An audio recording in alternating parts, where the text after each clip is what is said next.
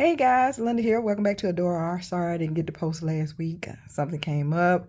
I got busy, but I did want to come and post a video today and let you know what I'm reading and what I finished. I didn't do a wrap up for October because I only read one book. I think I read The Party in the Backyard. That's the only book I read in October. So I'm gonna do a October November wrap ups because I've already finished 4 books for November.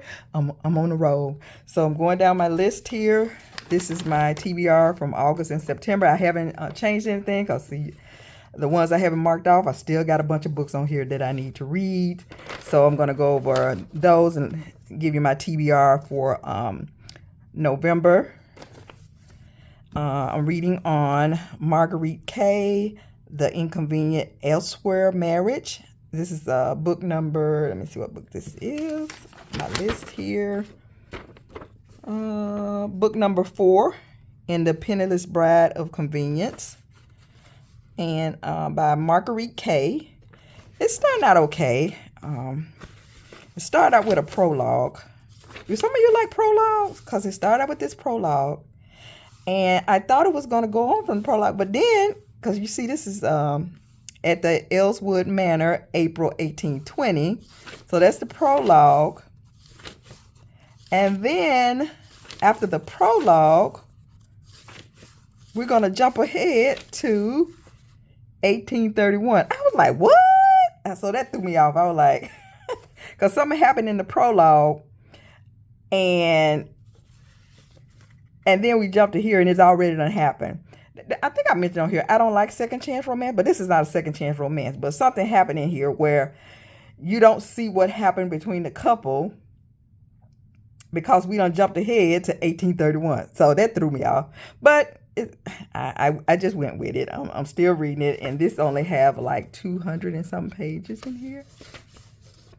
Let's see here.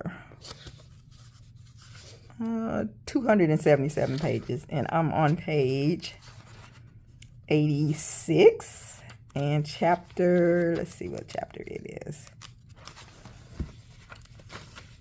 Bear with me. Chapter 3. So I'm on chapter 3.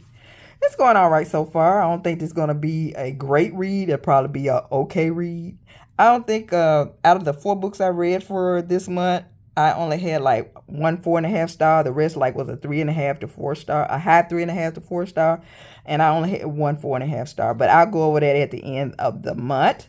So I'm reading on this one, Marguerite Kaye, book number 4 in the Penniless Bride of Convenience. And I don't think I'll go back and read I think it's 4 books in this series, and I probably won't be going back and reading the other 4 books. No, this hasn't caught my attention for me to want to go back and start at the beginning.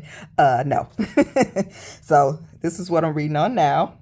And after this, I'm going to read all of the books I got to read for November are historicals. I'm going to read Lorraine Heath, The Earl Takes a Fancy. This will be my first book by Lorraine Heath.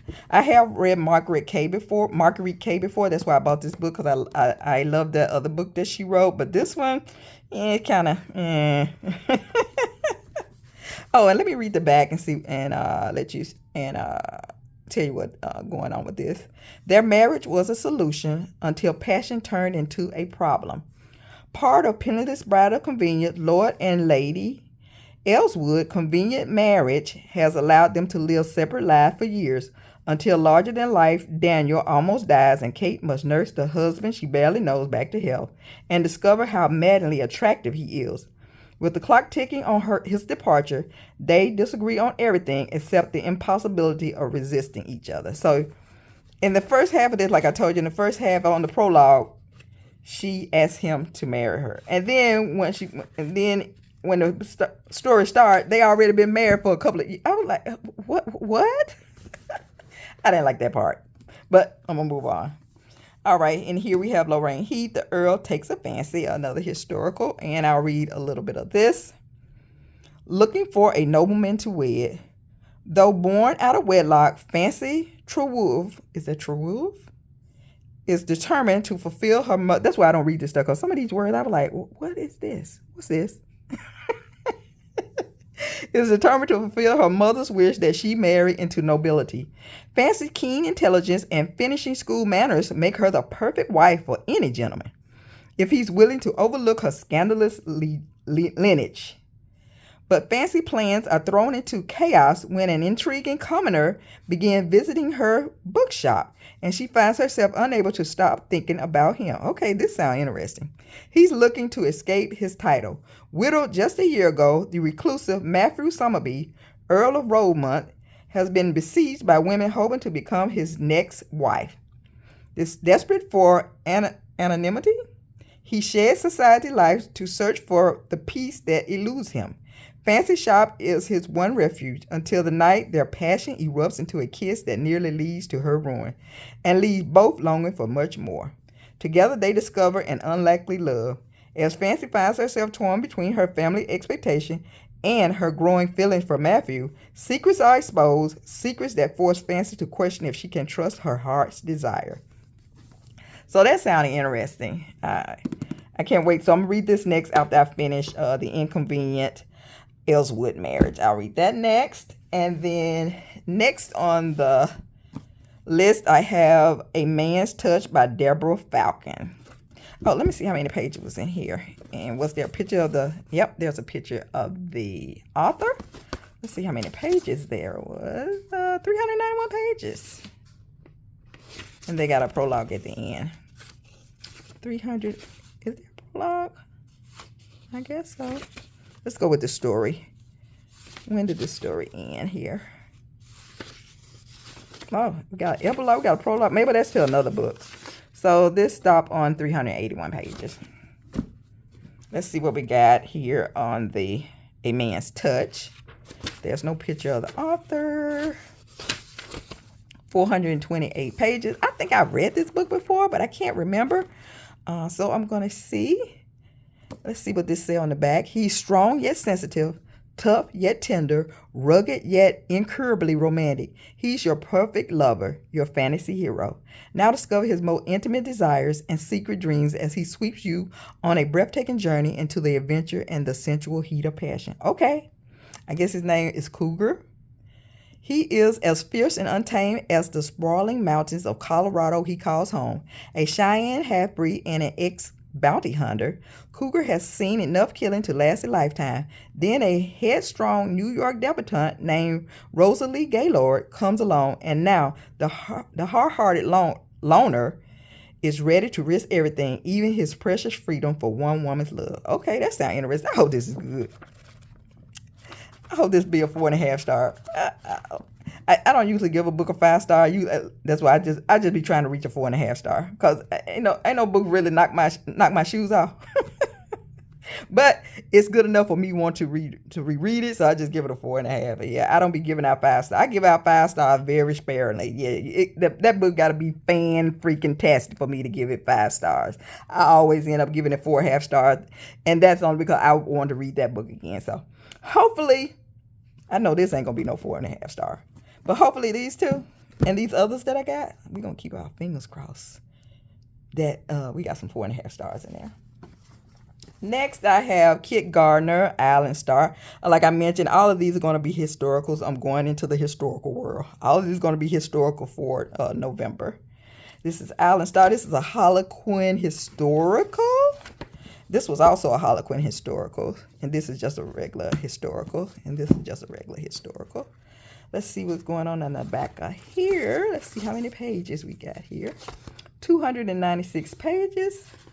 So if these books are really, really good, I should fly through these, because I think this is 200 pages. I think this was 3.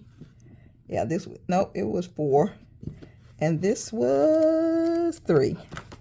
So these little Harlequin historicals, if they're good, I should fly through them, but we'll see. Let's see what this is about. Tropical nights. Man beast, the islander called Oliver Ken. Big, brash, and powerful, Alexa Fairfield could sense his aura of danger and was drawn to him despite it, for he was the one man who could help her expose a murderous secret and make her ache for jungle nights at passion's edge. Okay. In the Garden of Paradise of Barbados, the flower that bloomed most brilliantly was Alexa Fairfield. Her flesh was petal soft, her scent intoxicating. Such a woman could bewitch any man, and Oliver Ken knew he'd sell his soul for a lifetime for such enchantment. That sounded interesting, and we are in Barbados. I was like, let me give it a try. Island Star. I like this cover too. This is a pretty cover. Like I said, it's 200-something pages, so that shouldn't take long. Keep my fingers crossed that that's good. And next up, I have Lydia Drake, Cinderella and the Duke. Let's see what's going on with this. How many pages is this? This is 340 pages, so hopefully this is good. Let's read the back of this. Miss Julia Beaumont has exactly one night to find herself a husband. The Weatherford Ball is the last chance Julia Beaumont has to escape the clutches of her horrid stepmother. Any potential husband would do, rich, poor, even a reasonably well-groomed walrus. But all of Julia's matrimonial chances are completely obliterated thanks to the action of an infuriatingly and utterly rakish duke. Gregory Carter, Duke of Ashworth, would never risk his cherished bachelorhood by flirting with marriage-starved debutantes. But one look at the luscious and refreshingly clever Julia, and he simply can't resist a stolen kiss. Scandal be damned. Then, just as things start getting deliciously interesting, the lady flees, leaving only a slipper. We got some Cinderella. She only leaves a slipper behind. And it must have been one dainty of a kiss. It must have been one dandy of a kiss, because now Julia has proposed to him. After all, the lady needs a husband, and this roguish duke will certainly do. It's simply a matter of making him the perfect scandalous offer. That sounded interesting. Lydia Drake, Cinderella, and the Duke. Just because he's a duke doesn't mean he's a gentleman. So we got a Cinderella retelling here. Somewhat. And then next I have Gayle Wilson, The Heart's Desire. I think this is book number 1 in the Heart's Desire series. And this is a Harlequin historical. This was in a series. I think it was 3 books. I read the other 2 books. I never read the first book. So I'm going to give this one a try. This is the first book in the series. I did enjoy the other 2 books, but it was nothing I wanted to keep. They were like a 3.5. There wasn't no 4-star or anything like that. Except the first book. I did keep the first book. Maybe I did give that a 4-star. I think I gave that, not the first book, but the first book that I read out of the series. It might have been the second book in the series. I think I enjoyed that. I think I gave that a 4-star. And then the other book that I read, it was like a 3.5 star. So I'm going to finish this little series up here, the Heart's Desire series. And this is 352 pages. Let's read the back of this. One Night of Glory, Tall and Leith. Is that Leith? Leith? Emily Fairfax was unaware of the power of her innocence. But from the first, Dominic knew the dangers of their desire, for she alone could draw aside the mantle of despair that kept him safely hidden and condemned them both to certain heartbreak. A soldier's daughter, Emily thought she knew what furies drove men in the name of honor until she met the enigmatic Duke of Avon, Dominic Maitland, a man with a tragic past and an empty future, a man who would grant her but one night to lie with abandon in his willing arms, the Heart Desire. So I hope this is good. Good, thick Harlequin book, 300-something pages. And then last but not least, I have finally going to finish up this series. What is this series? The Loyal League series. This is book number 3 in the Loyal League series, An Unconditional Freedom. The other 2 books was on female, and this was going to be on this male here. So I was like, let me finish this up. It's dealing with the Civil War. There go the first 2 books. It's book number 1, book number 2. I did enjoy those. I think I gave them 3.5, 4-star. And there's the author. Let's read what this say. An assassination plot that could end the Civil War and a hidden enemy that could destroy a secret league of unsung heroes. Daniel Cumberland, born free in Massachusetts, studied law with dreams of helping his people, dreams that died the night he was kidnapped and sold into slavery. Daniel is rescued, but he's a changed man. When he's offered entry into the Loyal League, the covert organization of black spies who helped free him, he seizes the opportunity for vengeance against the Confederacy and those who support it. When the Union Army occupies the Florida home of Cuban Janetta Sanchez, daughter of an enslaved woman and the plantation owner who married her, her family wealth does not protect her father from being imprisoned. Under duress and blaming herself for the arrest, Janetta agrees to infiltrate a group called the Loyal League as a double agent, and find a cause truly worth the sacrifice.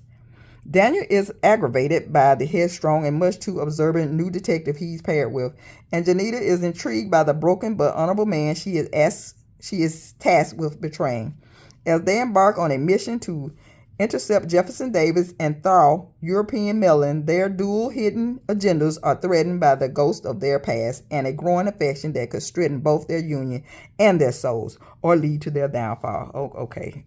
Yeah, this is going to have some drama going on here because she's a spy that's entered the Loyal League and he with the Loyal League. So she's going to be spying on them. Oh, my goodness. But we'll see how many pages. Oh, it's on 270. Is it 270 pages? 260 some pages. 265 pages. So shouldn't be that bad. I hope it's good. Like I said, I did enjoy the other two books. So I'll finally finish the series when I finish this book. So this will be the last book. Hopefully I'll make it the last book I'll read for November. And then I'll come back and pull some more books out of the cup here. Because all the books listed on here I put into the cup. And I had already pulled some of these out. You've probably seen these before, but I just wanted to let you know what I was reading for November, my November TBR. Because here's the whole list here. And as you can see, I marked out quite a few books on here. And I also got quite a few that I need to read. But that's all I have for now. And let me know what you're reading out there. Are you have you read anything good for this month? Did you read anything good for October? Let me know. Give me some good books that you've read that you really enjoyed, that you gave a 5-star. Because like I said, I don't give 5 stars out lightly. I give it like a 4.5 star. That's as high as I go. But let me know, did you have any 5-star, 4.5 star? Let me know what it was so I can maybe go check it out. Hopefully I can come back with another video to make up for the 2 videos that I didn't get to post. So hopefully I can come back with another one. I'll probably be doing a book haul because I do have some books that I've purchased. And also it's some books coming up in November that I want to buy. I'll show those to you. But for now, that's all I have. Keep reading those romances and I'll see you all later. Bye-bye.